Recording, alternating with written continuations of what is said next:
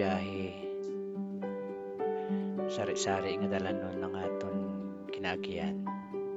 May matawhay, may mabudlay, may takladon, may tulhogon. Kag sa aton pagbiyahe madamo kita mamit nga tawo along the way nga nagaupod sa aton. Pero sometimes may biyahe nga masubo tungod nagaisahanon kita. Pero kung aton upton ang aton pamilya sa sina nga biyahe, mapuno kita sang kalipay.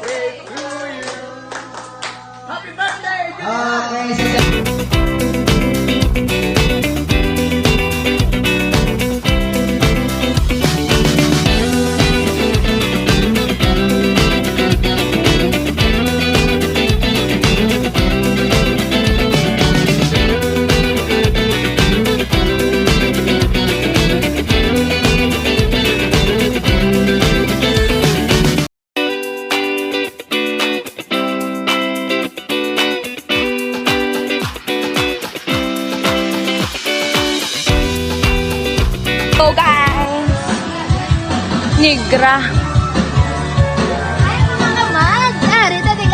Ito guys, so malagaw na guys.